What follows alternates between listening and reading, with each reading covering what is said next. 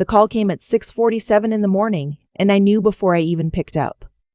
My father had been sick for 8 months, not the slow, quiet kind of sick where you have time to say everything you need to say, the fast kind.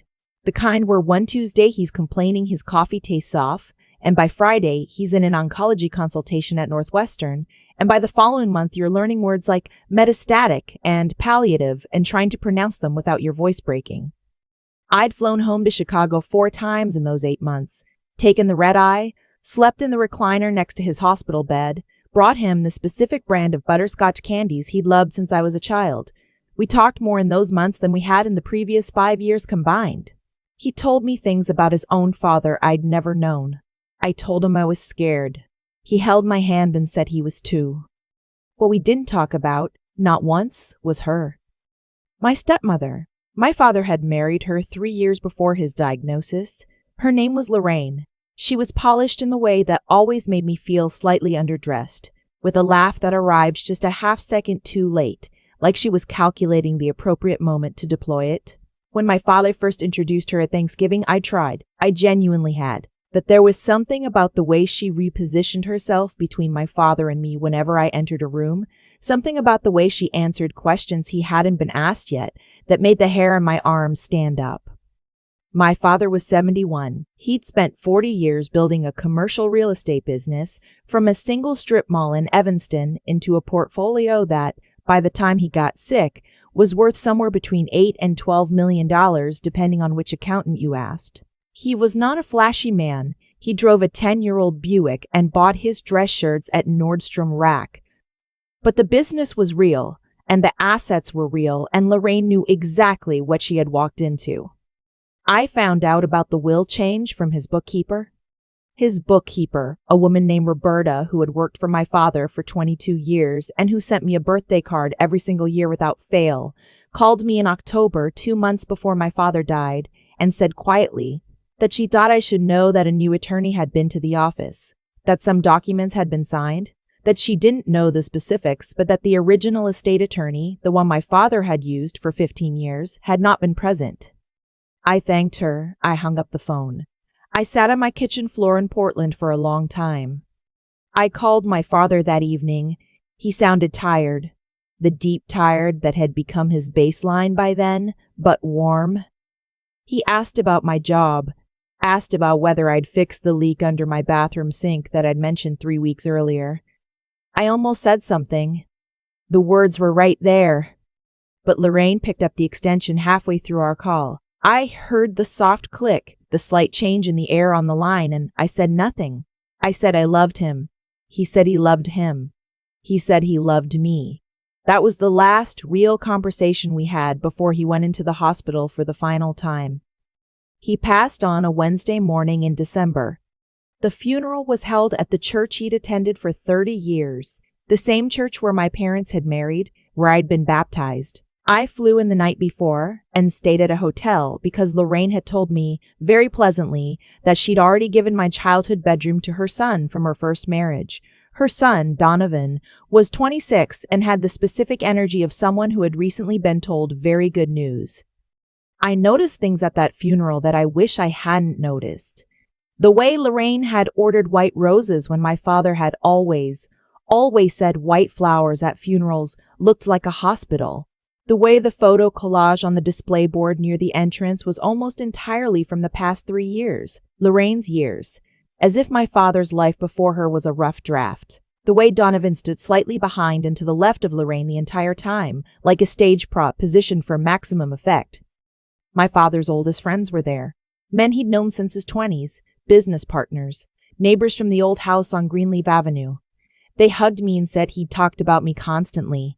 One of them, a man who'd been my father's college roommate, gripped both my hands and said, "He was so proud of you. Whatever you hear today, you remember that." I didn't understand what he meant, not yet. The service was beautiful, and I held it together through the eulogy and through the hymns and through the moment when they played Danny Boy because my father's mother had been Irish and he'd requested it years ago, and Lorraine apparently hadn't thought to change that. I held it together through the reception afterward in the church hall. Through the egg salad sandwiches and the bad coffee and the well-meaning people who said he's in a better place 17 times. I was reaching for my coat when Lorraine touched my arm. She waited until the room had thinned, until there were maybe 20 people left, clustered in small groups. She waited with the patience of someone who had planned this moment. "I think we should talk about the estate," she said. Her voice was pleasant. It was always pleasant. "I thought we'd do that with the attorney," I said. "We will," she said. "I just want to make sure you're prepared. Your father made some changes in his final months. He wanted to make sure his legacy was protected." She paused, and her eyes were very steady. "The business is going to Donovan. The property holdings as well. He felt that Donovan had the background to manage them properly." The room didn't spin. It went very still. "He updated his will," I said. "He did." "When?"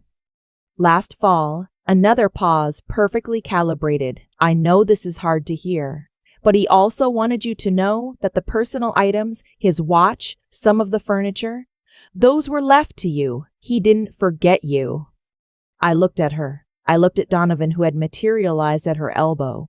I looked at the 20-odd people still in that room, some of whom were now watching us with the careful attention of people pretending not to watch. "All right," I said. She blinked. She'd expected something else. Tears, an argument, a scene she could manage. Not 2 words in a level voice. "The attorney's office will be in touch," she said, recovering smoothly. "We'll schedule a formal reading for next week." "I'll be there," I said. I picked up my coat. I walked to my car. I drove 2 blocks, pulled into the parking lot of a Walgreens, and sat with my hands on the steering wheel until I could breathe normally again. Then I called my father's original attorney. His name was Howard Beckett, and he'd handled my father's estate planning since before I was born. When I told him what Lorraine had told me, the line was quiet for a moment. "I was no longer his attorney of record as of October," he said carefully. "Your father signed a document terminating our relationship. I have to be honest with you, that document surprised me. The signature was his, but the circumstances around it." He stopped. "I think you should come in." I flew back to Chicago 3 days later. What Howard showed me was not the will itself. He didn't have access to the new one, but rather everything else. Every document, every communication, every piece of correspondence from the previous 15 years. My father had been meticulous. Howard had been meticulous. And together they had apparently anticipated something. Sitting in Howard's conference room, he slid a manila envelope across the table. "Your father gave me this 14 months ago," he said. "Before the diagnosis, he said I'd know when to give it to you." The envelope was sealed. My name was written on the front in my father's handwriting. I opened it. Inside was a USB drive and a handwritten letter. The letter was 4 pages. I'm not going to recount all of it here because some of it was meant only for me, the kind of thing a father says to a daughter when he's trying to say everything he never quite found the words for. But the relevant part, the part that changed everything, was this. My father had discovered 6 months before he married Lorraine that he had a problem, not a medical problem, a surveillance problem. Lorraine had been, before she met my father, briefly engaged to a man who had died leaving significant debt. The man's adult children had accused her in a civil proceeding of exercising undue influence over his estate planning in the final year of his life. The case had been settled quietly and was not easy to find, but my father, careful, methodical, quiet man that he was, had found it. He had said nothing to Lorraine. He had said nothing to me. He had instead, as he wrote in the letter, decided to watch and to prepare. He had kept records. Every conversation of significance he had recorded on his phone using a voice memo app. The USB drive contained 41 audio files spanning 14 months. He had documented phone calls in which Lorraine discussed the estate with Donovan while my father was in the next room. He had documented a conversation in which Lorraine expressed frustration that my father kept calling that daughter of his and suggested to Donovan that my father's judgment was not what it used to be. He had documented the date and circumstances of the meeting with the new attorney, a meeting my father attended while, he wrote, feeling pressured in ways I should have resisted more forcefully, and I am sorry for that. He had also, tucked at the very back of the envelope, included a signed and notarized affidavit, 2 copies, both dated 6 weeks before his death.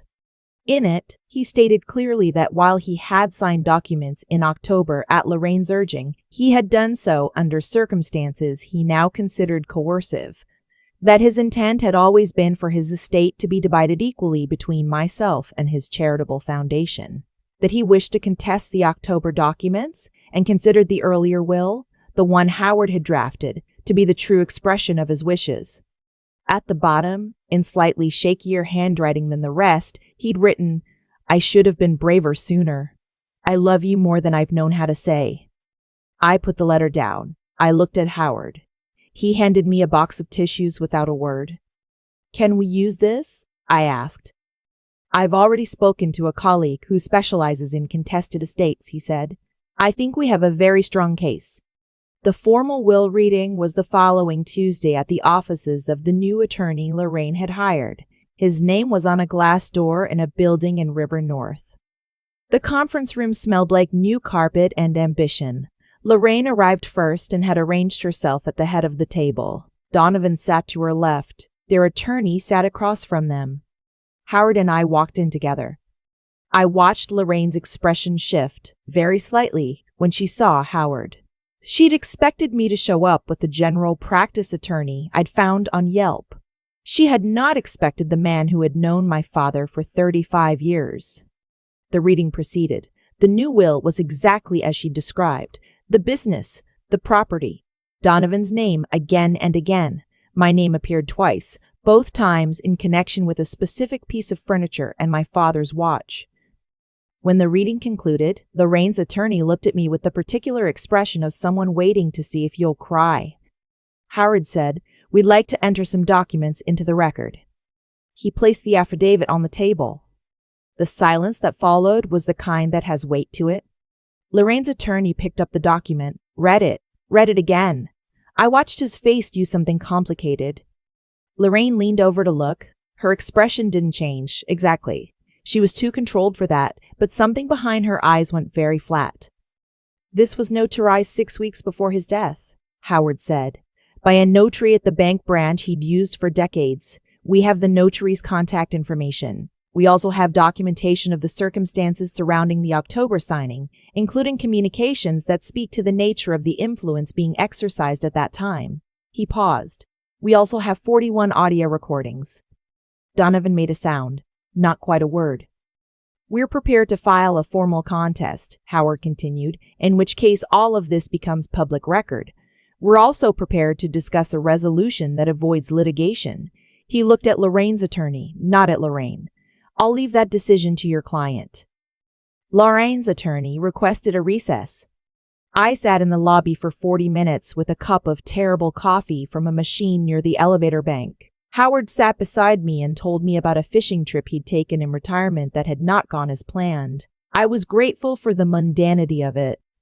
When we went back in, Lorraine's attorney placed a counter-proposal on the table. It took 3 more weeks and 2 additional meetings, but in the end, the estate was settled in accordance with my father's original intent. The charitable foundation received its portion. I received mine. Lorraine retained the house, which had been a marital asset and which no one had contested, and a cash settlement that had been clearly specified in the original will. Donovan received nothing that had not been my father's free and unencumbered choice to give. I don't know what Lorraine said to Donovan afterward.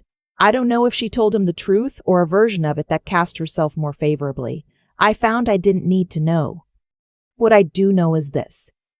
The last audio file on that USB drive was not a recording of Lorraine. It was my father, alone, speaking into his phone. The file was dated 9 days before he went into the hospital for the final time. His voice was tired but clear.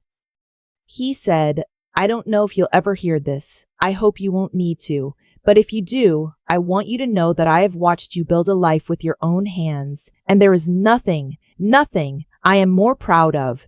You were never a backup plan. You were never an afterthought. You were always exactly what I was hoping for when I imagined having a child." He was quiet for a moment. Then Keep the butterscotch candies in your car. You always forget to eat when you're stressed. I've listened to that file probably 60 times now. I keep it on my phone. Sometimes on long drives I play it through the car speakers and let his voice fill the space. I fixed the leak under my bathroom sink last spring. It took me 4 tries and 2 YouTube tutorials and 1 moderately emotional trip to the hardware store. When I finally got it right, I sat on the bathroom floor for a minute, thinking about how he would have laughed at the 4 tries. How he would have said, "But you got it eventually, didn't you? That's the whole game." That's the whole game. That's what he left me. There's a moment I keep coming back to. Not the will reading, not the recordings, not even the settlement. It's the moment I sat in that Walgreens parking lot 2 blocks from the church, hands on the steering wheel, and said nothing out loud. Just breathe. Just wait until I could think clearly again. I used to think that was weakness, swallowing the shock, not making a scene, but I've come to understand it differently now. My father was the same way. He didn't confront Lorraine when he found the records of her past. He didn't warn me in a dramatic phone call. He sat with what he knew, thought carefully about what it meant, and then, quietly, methodically, he prepared. He built the case not out of anger but out of clarity. That's not passivity. That's something much harder to learn. What Lorraine got wrong, fundamentally, was that she mistook silence for surrender. She'd spent 3 years watching my father defer to her in small ways, watching him choose peace over confrontation, and she read that as weakness she could use. She didn't understand that a person can be gentle and still be paying attention. That a person can let things go and still be keeping record of what matters. Lorraine was sharp in the way that makes you dangerous in a room. She read people quickly, she positioned herself well, she always knew where the exits were. But she wasn't wise. There's a real difference between those two things, and that difference is what undid her. What my father had, what I'm still working to develop in myself, was the combination of knowing what was right and having the patience to act on it at the right moment rather than the reactive one. He didn't file documents out of spite. He didn't record conversations to wound her. He did it because he understood that truth, without evidence, is just a story. And he wanted to make sure his daughter had more than a story. I think about the 41 audio files sometimes. 14 months of a man quietly, carefully building a floor under someone he loved. He didn't know if he'd need to use any of it. He hoped he wouldn't. But he did it anyway because that's what integrity actually looks like when it's not performing for an audience. It looks like a USB drive in a manila envelope with your daughter's name on the front. The hardest part of this whole thing wasn't the legal process. It was learning to hold both truths at once, that my father loved me deeply and that he waited too long to protect himself from her. Both things are true. He was human. He made the mistake that a lot of good people make, which is believing that loyalty and goodwill are contagious, that if you treat someone with decency, they'll eventually rise to meet it. Sometimes they don't. And recognizing that about a person, without bitterness, without losing your own sense of what's right, that's the work. That's what he was trying to model for me, even at the end. I didn't get justice because I was loud or because I was lucky. I got it because my father had been paying careful attention for a long time, and because the people around him, Howard, Roberta, were the kind of people who show up when it counts. Who you have around you matters. What you quietly build matters. The truth, documented and preserved and handed to the right person at the right moment, matters more than any scene you could have made. Keep the butterscotch candies in your car. You always forget to eat when you're stressed. I'm still working on that one too.